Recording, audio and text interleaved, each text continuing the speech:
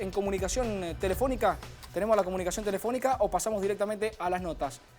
Tenemos comunicación telefónica justamente con Pablo Salvador de Fundación Ideal. ¿Qué tal, Pablo? Gastón Lucero te saluda, buenas noches.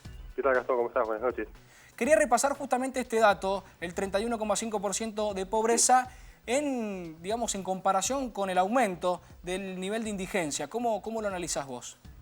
Mira, el tema es que en Argentina la línea de pobreza, la línea de indigencia se mide en función a los ingresos que tienen las personas, ¿no? Con la canasta básica alimentaria medimos la línea de indigencia y con la canasta básica total medimos la línea de pobreza. Entonces, cuando la inflación sube, estas dos líneas suben y cada vez cae más gente dentro de la pobreza y la indigencia.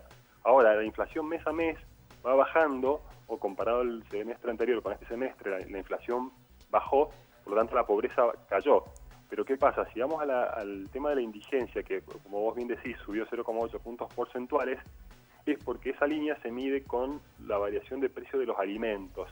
Y generalmente los alimentos tienden a subir más que la canasta básica total.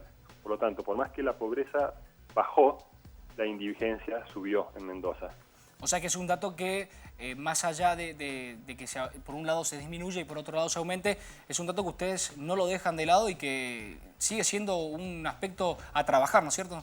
No, o sea, nunca hay que dejar de lado ningún, digamos, indicador, lo que es desempleo, pobreza, porque por más que la tasa de desempleo sea del 3,7%, que es muy baja, por más que la pobreza haya bajado 2 puntos, sigue habiendo mucha gente detrás de esos porcentajes, detrás de esos números, y siempre hay que seguir trabajando.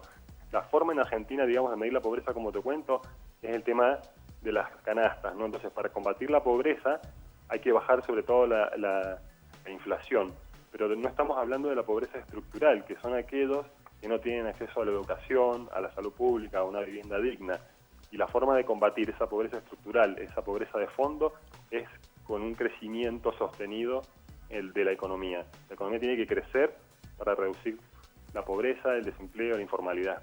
Pablo, hay un dato puntual que tiene que ver con el trabajo, con el empleo.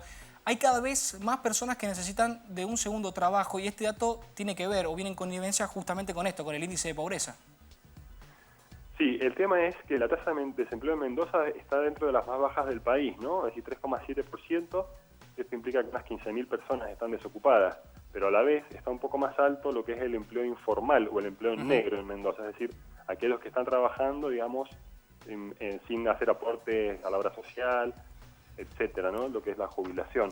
Por lo tanto, esos sueldos que están en el mercado informal son la mitad en promedio de los sueldos que encontramos en el sector privado o en el sector público. Por lo tanto, no le alcanza a la persona que está con un empleo informal para llegar a fin de mes y tiene que necesidad de salir a buscar otro empleo. Bien, Pablo, agradecerte por el contacto telefónico y por salvarnos todas estas dudas.